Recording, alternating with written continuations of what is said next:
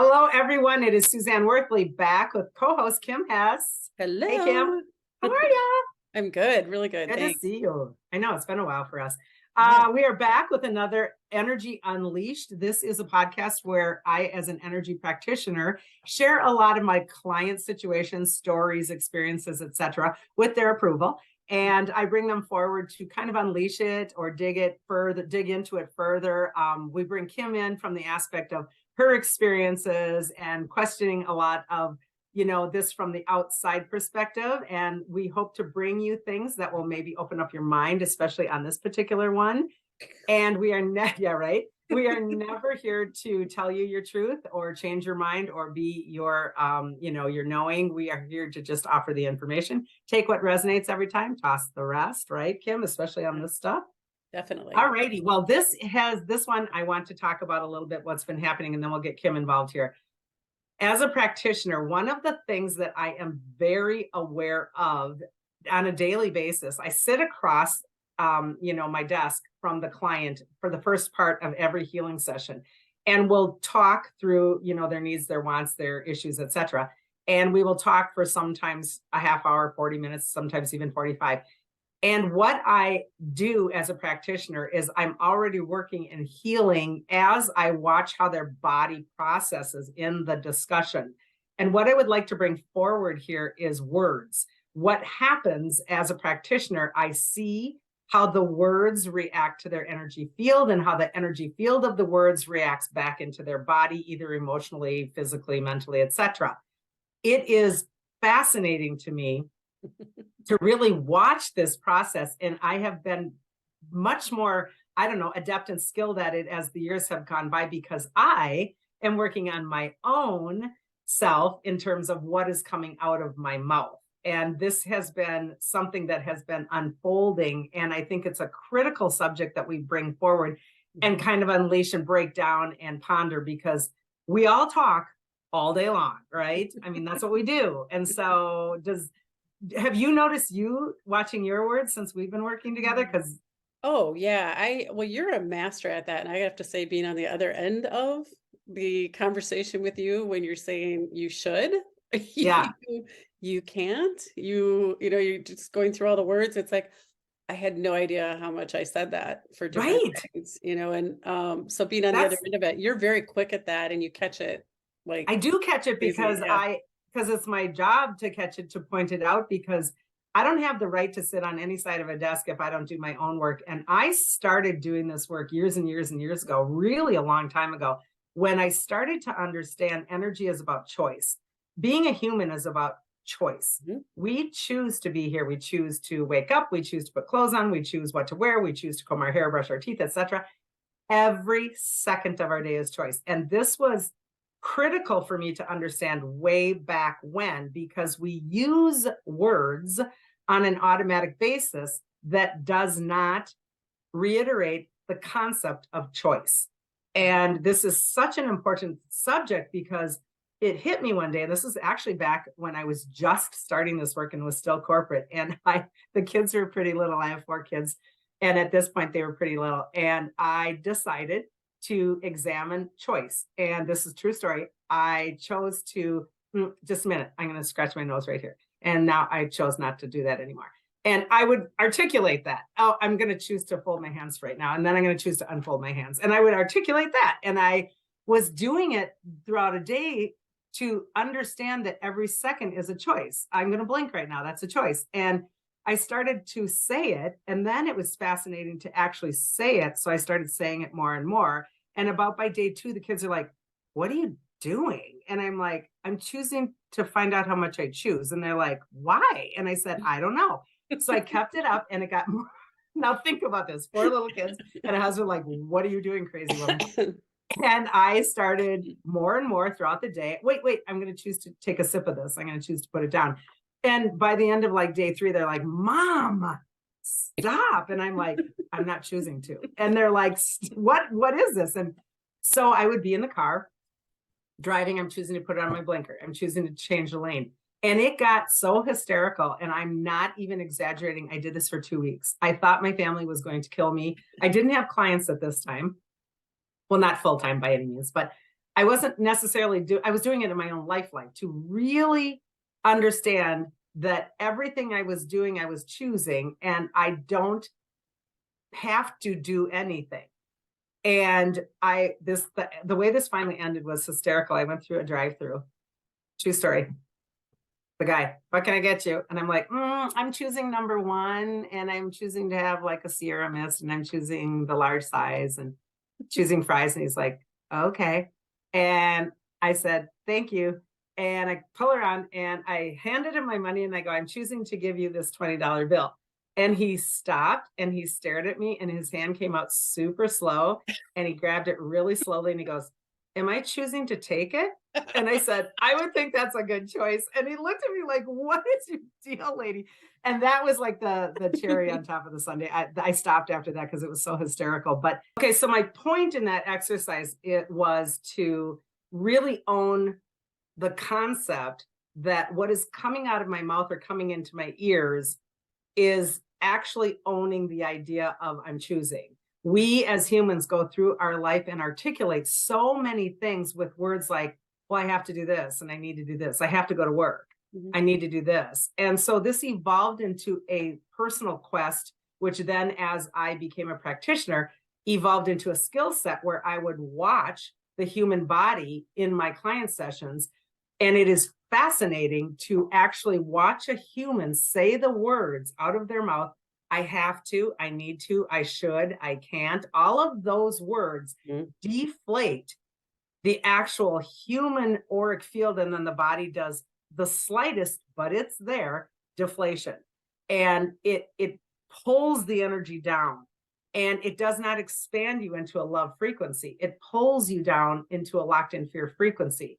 And people have no awareness of what is coming out of their mouth to the extent of how many times they say, I have to do this, I should do this. I can find 6 and 7 times out of a client's mouth in one short scenario of a story where they have said, I have to, I need to, I should, I can't. That's great. It's fascinating. And when you point it out, they'll do this head shake like, did I just say that? And I said, yep, you just said it again. And then by about the 4th time, they get super frustrated. And some of them even like smash their fist down on the table. I can't believe I said that again. And I'm like, you did. So as a practitioner, I really started to look into words more. And as a human, which I also am, I think, in terms of making it through a daily, routine or whatever, watching those words are extremely important. The new one that I'm on is try. This is the new one I've been doing for this last probably, 6 months or so. I cannot tell you how many times people say, I'm trying to lose weight or I'm trying to get a new job. Well, you're either doing it or you're not. I don't even know why that word is in the dictionary because technically speaking, there isn't a try. You're either doing it or you're not. It's fascinating. It is fascinating because that word comes out of my mouth a lot. And then what comes after it, Kim? What comes after it, whether it's like verbal or not? Because I didn't accomplish or do what I was thinking that I needed to do. Exactly. What comes after it is like a dot, dot, dot, and then it's a big fat word that says but. And whether the but actually comes out of your mouth or not, it's in there. There's a psychological, but I didn't do it well enough. I should do more. I can't believe I can't. All those things come in. So we deflate any of the effort because we say the word try. So my new one I catch myself on and clients is the word try. And I'm replacing it with words like, I'm working on it. Because I am. If I've done it once, I'm working on it. Right. So this whole concept of words, I think, is really important for us to examine a little bit. And when I talk energetically, there's 2 I call fuels in our consciousness container or our body or our life experience that we work from. One is fueled by fear and one is fueled by love. And this is the first thing I go through with clients. If I find you saying words like should, can't, need to, have to, that's a fear-based fuel with a message that is coming from outside of one's own personal alignment and empowerment, oftentimes coming from belief systems that come from moms and dads, grandmas and grandpas, society, etc. And if we learn how to catch those and replace it to the other side of the spectrum in a love fuel, we can then, if we choose, begin to work with words like, I get to go to work. I don't have to, because technically speaking, I really don't have to. I don't have to go out that door. I'm actually getting to go out the door. And then when we're in what I call full power, I say, I choose to. And this is what I learned through the process of doing the I choose experiment that drove my family crazy. But it really empowered the concept and the idea of, no, I'm actually choosing this You know, what's fully. interesting about how, especially I have to. I remember when I first came to see you that I think one of the things you asked me is, why do you think you need to work? And I'm like, well, I have to. And Yeah. I sat there with that and I'm like, why do I have to? I have to, because if I don't, nobody else is going to do it. And when you listen to have tos, it's because you are controlling the situation and nobody else can do it but you. So going through that after I was visiting, saw you one of the first times, I'm like, oh my God, I say that all the time. And what am I trying to manipulate and control in my life? Because if I don't do it, nobody's going to do it. Or if I don't do it, it's not going to get done right. So I have to do it. And, or I have to do it because of guilt. I have to have the money. I have to make money. I have to have my house. I have to. Keeps going on. And this goes to the anchor of, well, I have to do it because that's what makes me safe. Right. Or that's what makes me enough. And when we get down to those two anchors, it always comes down to that when we're working in energy of worth and self-love is safe and enough and love and worth. When we break that down, I don't have to have a job. I'm choosing to have a job because I'm choosing to have the house and the lifestyle that I'm choosing. I'm actually choosing. Right. Yeah. And I didn't realize how much I feared poverty. Like I know that a lot of people probably have that around. I have to work. I have to, and I need, it's all around. Need is the only one where I'm a little bit on the fence and want, because needs and wants are kind of a cool thing, but have to's, can'ts, and shoulds are really tough. Yeah. I can still want something, right? Because there's a energy of accomplishing that and moving forward. And there are needs in life. There truly are needs in life. But when I need to go to work, that's a different concept. So these are really, really ideas to ponder if you choose to, in terms of spending some quiet time. And where did that initial programming come from that is based in fear? And again, oftentimes it comes from our childhood and society itself. I mean, we are told, think of media today. Oh my gosh, think of the last 2-3 years. You have to wear a mask. You have to do that. You have to use hand sanitizer. You have to not The control mechanisms on words that come from the controller programming are off the charts. It is crazy. And when we start to do spiritual journey work and we realize I'm actually a sovereign being with freedom and choice, I really can choose to follow those rules, but I'm doing it with no resentment and full sovereignty. I'm not doing it because you're making me. Right. And this is what will turn the tides with people that have gone through the last 2 years so incredibly angry because they felt like their rights were taken away. Absolutely. So it's a hard one. It's really hard. And it's hard because you when you start to actually pay attention, like when the exercise you were doing, your thought loops have been there for a long time around some of these things. And to reprogram that, it sounds easy, but it takes time. It takes a lot of focus to reprogram and change those things after digging in to figure out why you have it to begin with. Where did it come from? And to play the little games with yourself, not that anyone I'm suggesting goes to the extent of 2 weeks driving everyone crazy, but the experiment that I did was so profound in my knowing that we go automated through our days so much. And to really, truly, viscerally understand in that experience that I'm choosing to pick up this coffee cup right now and take a sip. No one's making me do that. And it's automated. I just take the sip. But no, I'm actually choosing. So it was very enlightening. And I encourage people, if they choose, to do anything they want to with this or not, because because the second benefit that comes out of that is mindfulness. Yes. I will go do something and then all of a sudden I'm like, wait, did I do that? Because I'm thinking about other things while I'm doing that thing. So if you're saying I'm choosing to get a cup of coffee, you're really thinking about getting that cup of coffee, where I could walk to the coffee maker, pour a cup and be like, wait, where did I get a cup? What was I doing? It creates that mindfulness that's really important as well. And, again, I always say take what resonates because I'm a human being also, and I couldn't remember where I stuck my coffee this morning. So I am great. That could be for a lot of reasons. So I'm thinking that I'm going to do an exercise this coming up just to make sure I'm, being present, mindful. Yeah. And mindfulness in words is very important right now because of the way that our energy systems are changing. Our so-called blueprints and grids that we work in holographically here are making manifestation instantaneous for a lot of us right now. We are bouncing back energy differently. So this concept of idea of words is very important for us to examine right now, if we even choose to believe in it, that when we stick something out, the laws of the universe are working so much more quickly because a lot of the how do I want to say, a lot of the inversions, a lot of the nets, a lot of the lockdowns that have been out there in our holographic world that makes energy move quicker is gone. Energy did not be able to move how it moves now, even 3-4 months ago, much less 3-4 years ago, much less 30 years ago.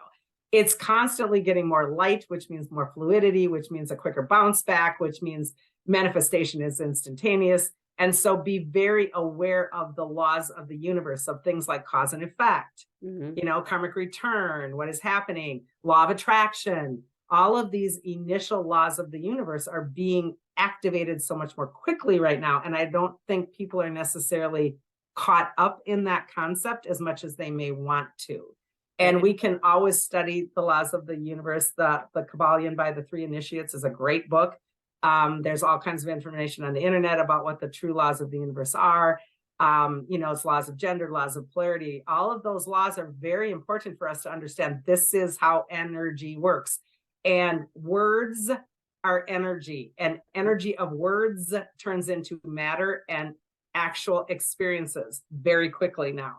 So it is critical for us to understand not only what I'm putting out is going to come back quicker, but what I'm taking in as words is coming back quicker also.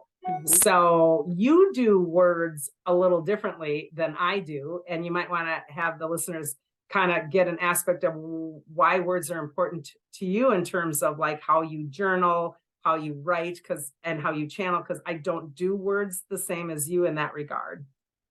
Yeah, I actually, when I started down the spiritual journey, I mean, it took me a little while to kind of get on that bandwagon, but one of the things that I just picked up pretty quickly was journaling. And I was amazed that I could sit down with a pen and all of a sudden, have a couple pages written. And I'm like, what did I just say? Because the words were just flowing out of my body. But while I was still constructing the words and it was quick, I was, manipulating the words that were coming out as well at that point in time. But as I became, went through a lot of time of journaling and started focusing on prayer, writing verses or writing something that was meaningful to me, I was able to actually start channeling words, which is a whole different thing because I am pulling in, not only am I with my higher self, but my guides, my angels, archangels, and I will sit down and like writing the prayer for Vibe Tribe.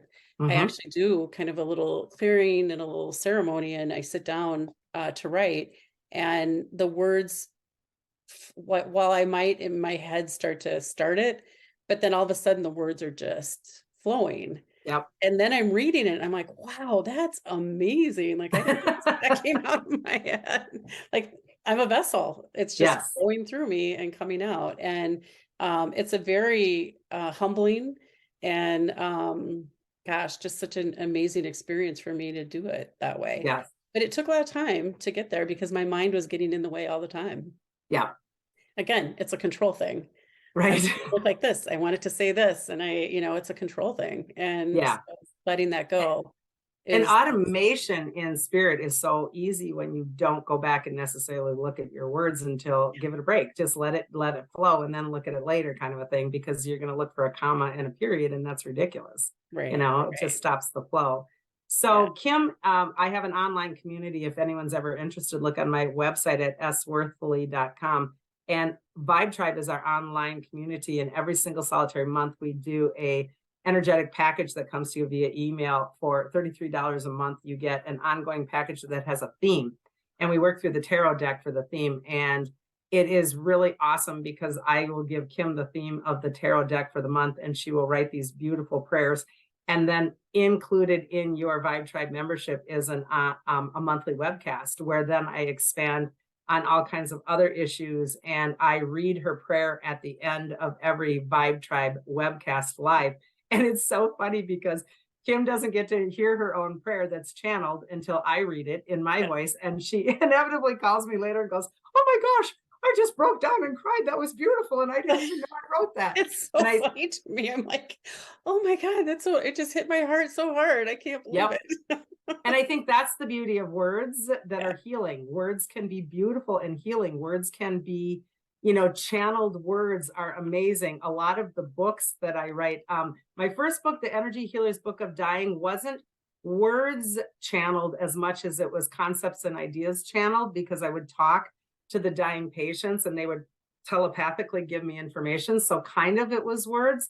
But my second book, Confident Empath, that just came out this week, was so many chunks of it was channeled, because when I read the final kind of read throughs, I'm like, dang, that's really good. And I hear myself do that also. So there are moments for me, but I don't channel quite the same as you. Where I do channel sometimes is when I teach or when I'm doing information from people that are connecting on the other side. Yeah. So I will find myself saying certain things, or when I'm oftentimes channeling at events, my voice will change or the information will come through. And that is a really cool feeling, to let words just flow on behalf of others. And I think prayer, we need to understand, if we choose to, is allowing concepts and ideas to come through in beauty and flow and grace, not the things that we learned that we had to memorize in Catholic school or wherever you went. That's not bashing Catholics, but that's all I know. Right. So, I can do the Hail Mary. Yeah. And I mean, I actually look back at some of those prayers that we learned, and I will refuse to say those prayers now, because there are words in some of those prayers that I absolutely do not align with or nor believe in. So I will not say certain words. I will, in a situation, I will not do automated certain words, especially in those kinds of dogmatic rituals. And it feels wrong and when that comes out of my throat. So my point is, work with your throat chakra. This is the first chakra in the spiritual realm of your body. It's your first alignment to your higher self. And this is where we transcend duality. So the human experience is about duality, this and that. Back to words, fear-based words, love-based words. Our human existence here is dualistic. That's the point, and that's awesome. However, when we get to the throat chakra and we find some semblance of our inner truth, this is when we start to understand a transcendence of that duality, meaning black is white, white is black, male is female, female is male, right is wrong, wrong is right, because there is just is. Right. And the more that we all start to allow others to hold their own versions of truth and not worry about it or fight it or validate from that, we will start to understand words change that setting. Absolutely. So this is an important thing right now for us to get, because again, this is your fifth dimensional frequency in your chakra system. And if we're all talking about this ascension process and, kind of jumping around 3, 4, and 5 here, solar plexus, heart, throat, we are opening to this potentiality of a higher frequency in our voice. And that includes our words. Absolutely. So, yeah, that's really, really important. Especially, and it's not only words, it's saying words out loud. But it's also those thought patterns again. Yes. That, it starts there. I think that's really important. And one of the things that happened for me is during the holidays and some things were going on, I was not journaling like I normally do. What I found is I wasn't handling my day as well. I wasn't understanding my own words or my source of truth without doing that journaling. I was starting to pick up others, thoughts and beliefs. Not that I would totally take it in, but I wasn't like really grounded in my source of truth when I wasn't journaling like that, which is really interesting. That's super cool. And if your thing is not journaling and it's something else, just be aware we're never going to be fabulous and wonderful because we are puppeted by so many controller factors. Yeah. And if we do fall off the so-called bandwagon, I think what is important is to understand that you felt the feeling was different. You felt the feelings of how you were navigating a day was different. And the feel has to align with the vibration of the thought and the voice. And so when we're out of alignment, we can always jump back on, and there's no self-bashing in terms of, oh, I should have done that, because then you're right back to that should have, right? Right. So, or I need to journal again. No, it's, oh my gosh, I get to, because it feels so great. Yeah, no, it's, so I started down that path of self-bashing to say, well, what the heck was I thinking? But right away, it's like, just pick it up. Let's do it. Let's do it. I would like people to also, if they choose to, open their hearts and their heads to the concept of how much we get programmed in social media, and regular media and entertainment media in terms of the words, especially news. Because when we really study news, it's so interesting, because they will basically, every outlet is kind of funnels down to two top organizations anyway, when we really study all this, which then decide what the tagline or the framing of words will be. And there is certain things, like around the Capitol issue that happened during the Trump thing and the insurrection. Whoever used that word in a common day, they had two words before. It was the something of insurrection. I can't remember, but there was a tagline that every single media used for over and over and over for weeks and weeks to pummel that into our brains. And then I think terror, wasn't terror one of the words? Or and then not only do they put the word in their mouth, but they'll put it in a visual on top of it as the news break, terror and the Twin Tower terror and all of those things.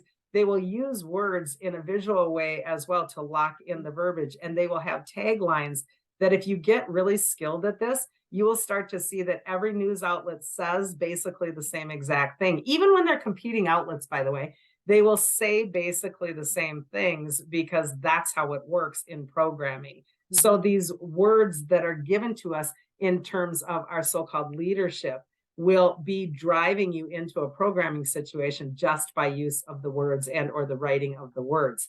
And so be clear in your own container if you want to stay in alignment that says, that's great, I'm hearing that, but that doesn't feel, and this is why the feel is so important, that doesn't feel like that has to necessarily be my truth right now.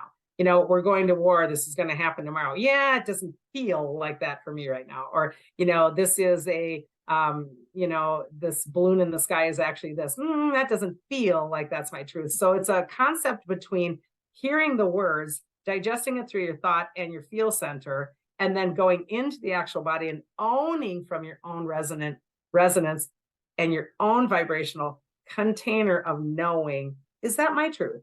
And it's a fascinating process. But if we don't do that, we get dumbed down and programmed on a daily basis. Oh my gosh. Just talking to people in our social circle and family, you hear those words after you've seen the news, you hear somebody repeat them and you're like, okay, like this is really, it goes deep. And if you're not aware of it, and you said discerning, it infiltrates, right into your throat and your essence. Your cells, in your cells, literally.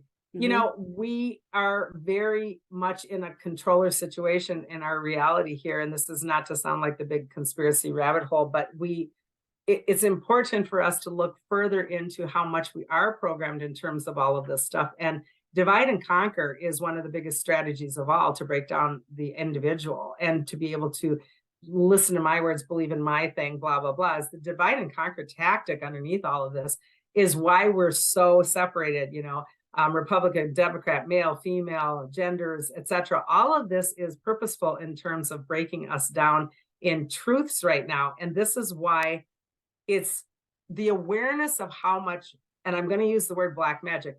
Lisa Renee is somebody I study. She's energetic synthesis, and she has a great website, very difficult to study. I've studied her for years and I still have to read her stuff, like 5 and 6 times, but she does have something this month that resonates a lot with the subject. And I'm going to be talking more further on my own Vibe Tribe membership webcast tonight on this, because it's so important in terms of the black magic of words, because words can be spell casting. And this isn't to sound all oogie boogie and witchcrafty, but it is in terms of spell casting. Words go into our holographic grid patterns and create matter in reality. And so when we're having a negative agenda, it is purposefully doing divide and conquer, and then it is purposefully weaving in words and thought patterns so for us to follow if we're in that zombie-like disconnected situation. And this is why there is so much banter right now and cruelty and hatred being thrown, because when we're doing harmful energies, false accusations, even threats, everything, when we're doing this back and forth, it is very dangerous, because people think it's power when they throw that back. But what they don't understand, and I was so excited she wrote about this because I've experienced this and I know this, and she wrote about it this month. When you throw that junk out, it is palpable. You can feel it. I had a situation I wrote about in my new book where there was a woman, and with her spell casting, she was mad at me because I wouldn't do a project with her because her ethics did not align with mine. And I backed out of a project, and she was all the way on the other side of Wisconsin, me being in Minnesota.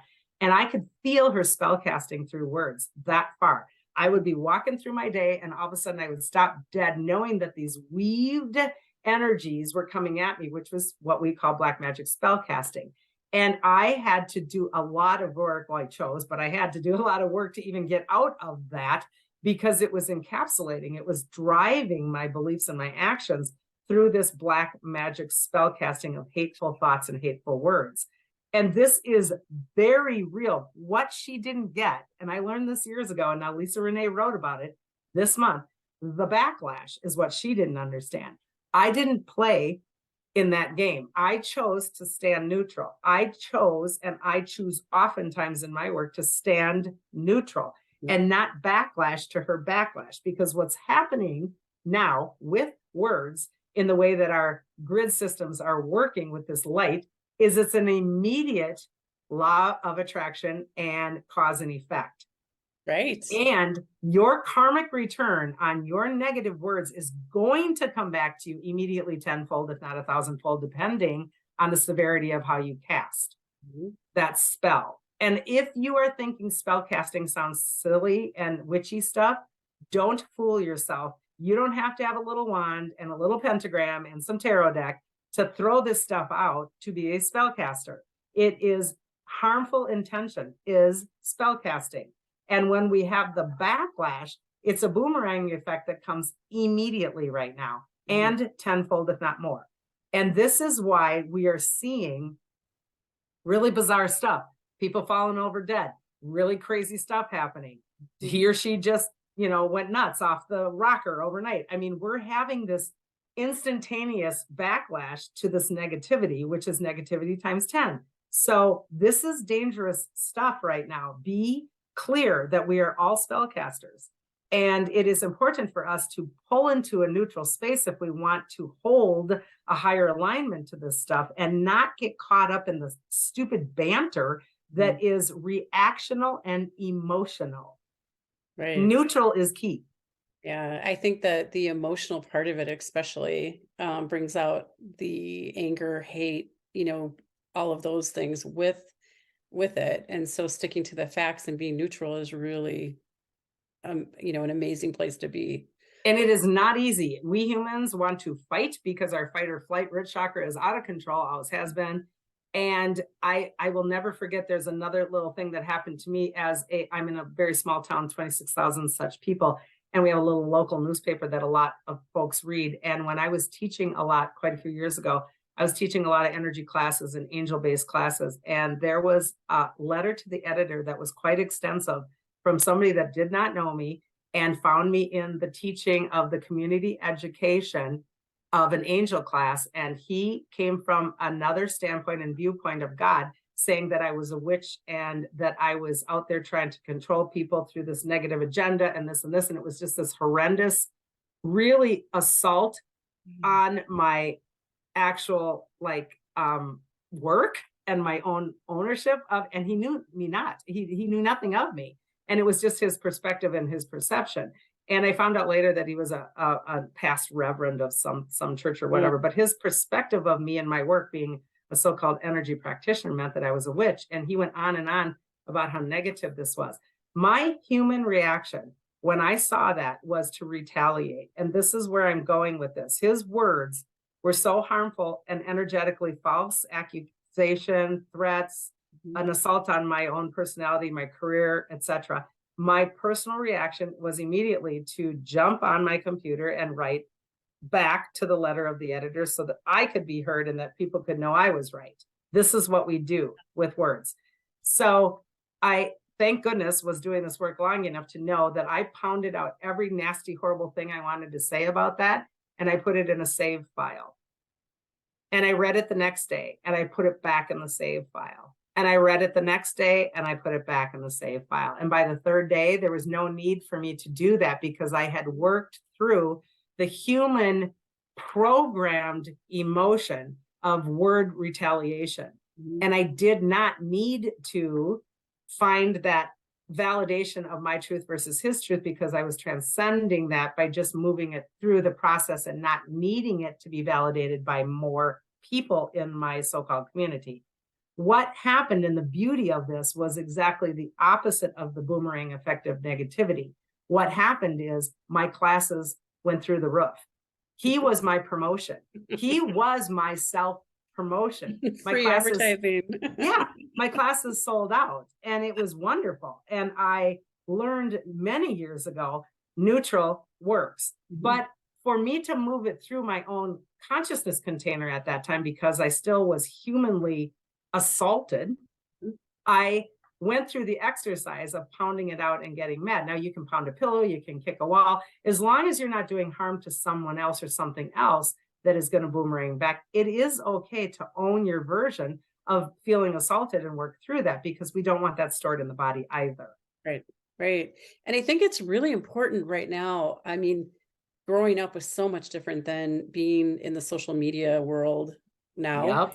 Words are super important because you can flippantly send a text, you can flippantly, do things that the meaning is taken differently on the other end, or you are out there actually putting mean, unkind things out there on social media because you're sitting behind a computer, you're not face to face with somebody. It's hard to say it to somebody's face, it's never ending. And to me, it is astounding that people have that thought pattern that I have the right to do this. My son just recently launched a video campaign they make guitar pedals. And he launched a video campaign, a promo thing where they had all of their staff doing these, cute little spots on the video, yada, yada. And he said the other day, he was astounded at how much from the perspective of the company, how much it was needed to go through the comments because people are so cruel. And they were saying things about, somebody's hairstyle or their weight or the background or why did you wear that shirt, and all these really bizarre cruelties that were out. And I said, did you go through and delete them? And he said, yes. And I said, good, because you don't want that repercussion, not only for the person who's being attacked, but just the concept of negativity on the thread alone. Right. And we don't do enough of that because people feel, for whatever reason, that they have the right to attack and be harmful. Look, put your devices down and go find something joyful to do. I mean, I don't understand, if you're sitting on the media that much and somebody's shirt bothers you that much. Yeah. Go find something, go hug a tree. Come on. Yeah. Challenge you. Right. So I'm going to with your dog. I don't know. Go do something. I'm going to round this down with just a couple of guidelines gleaned from Lisa's information this month. Guidelines to protect yourself. First and foremost, this is mine in terms of when I teach anything, especially in the new Empath book, it is critical for us to have our own auric field boundaries solidified and contained so that we can discernment, understanding my frequency versus what is surrounding me is really, really top most on the list to be able to say, gee, that just doesn't resonate for me.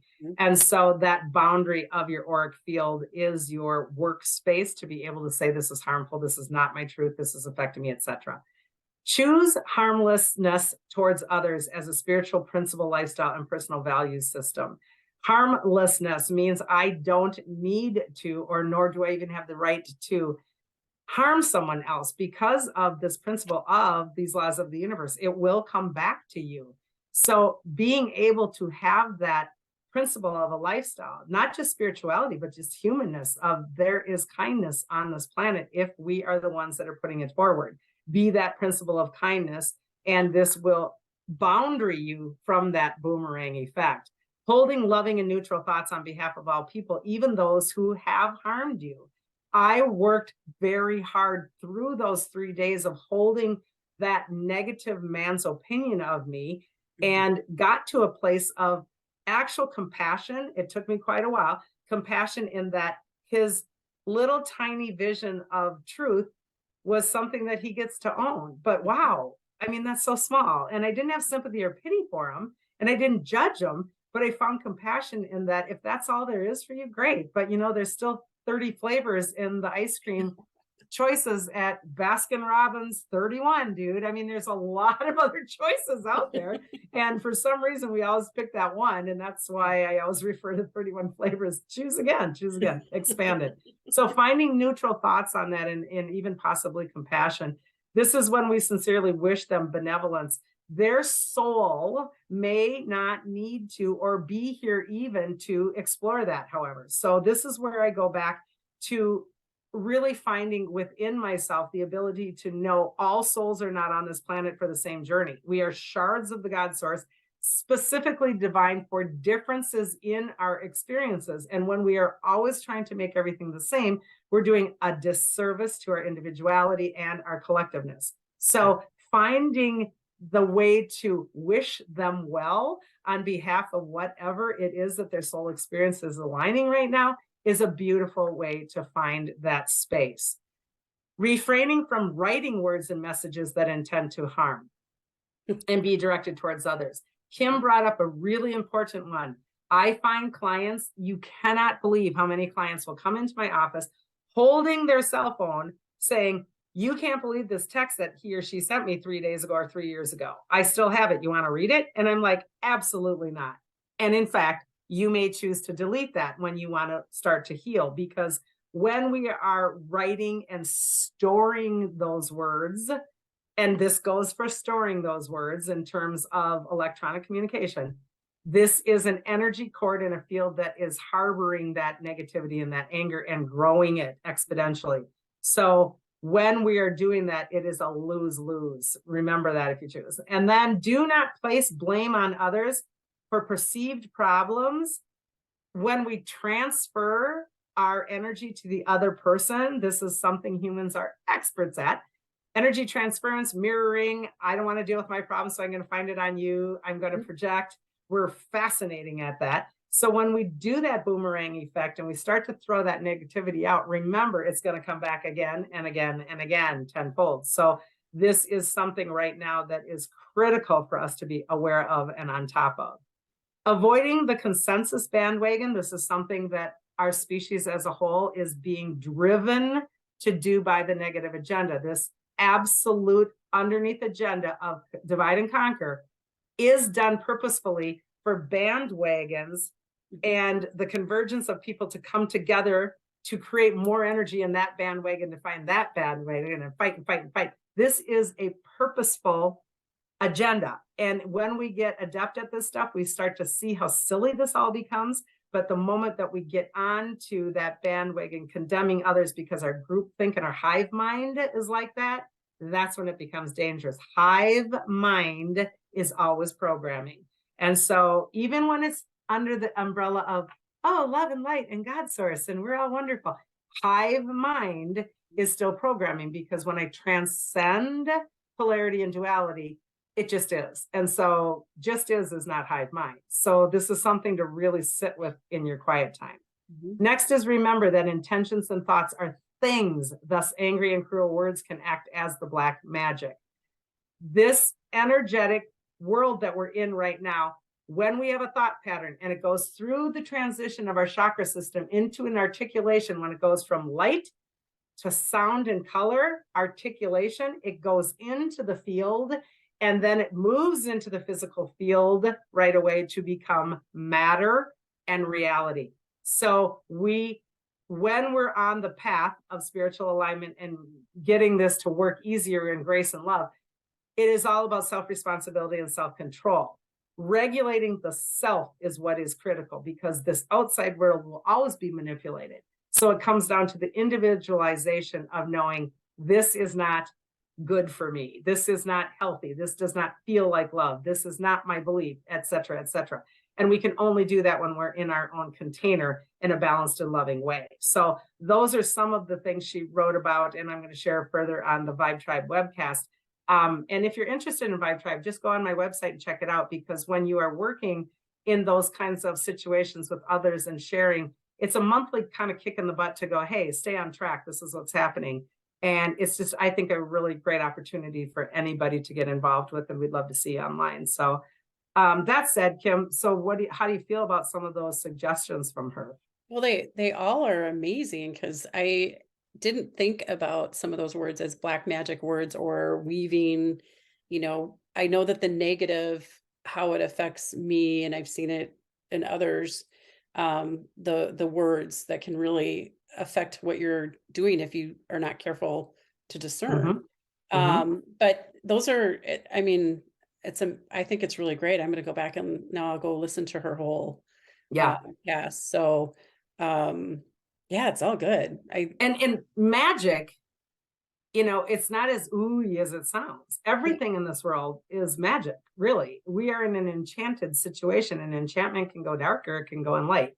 And dark isn't always bad, but black magic is not a good thing. It is an evil source, and it is a manipulative source for deconstruction of your essence. And so oftentimes, this is why ritual is words. This is why meditations are words. This is why black satanic spell casting is words. This is why oming and toning is sounds of words. And so we can pick on either side. It isn't, and again, when it comes to source, really top source, there has to be, let's put it this way, there has to be a dark and a light. There has to be. This is the balance. Right. But when it comes to personal choice, that's a decision that you get to make. So choose wisely. Choose wisely. Yeah. And it's knowing yourself, and it's working on the words yourself. That becomes more clear when you hear those words elsewhere, that you're able to recognize them and understand what's happening.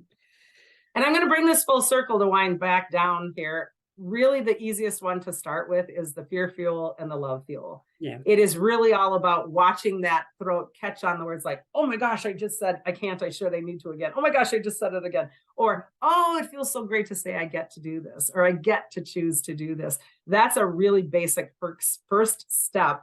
And you will be amazed at yourself on how many times you catch that. And after a while, it gets to be a constriction that you choose to start choosing different words, because it feels better even in your throat. And remember that last one, try, because that's a new doozer that we've been working on. I know, but the other part of that is, I think what really helped me was stepping back and saying, in the neutral piece of like standing in the neutral more, to say that's their journey. They're here for whatever that reason is. I don't have a right to judge or, do anything about that. That's their journey. And knee-jerk reactions are really the biggest red flag. If I'm doing a knee-jerk reaction, find neutral. Right, neutral. It's awesome. Not easy. No. All right. So on behalf of Kim and I, thank you very much for spending your time with us. As always, if you choose to, hit the share button, hit the like button, send it to your friends and family if you feel it resonates for them. And if not, we will be okay with that, because these are our words. It's all good. All right. Until next time, everybody, Cosmic Hugs. Bye. Bye-bye.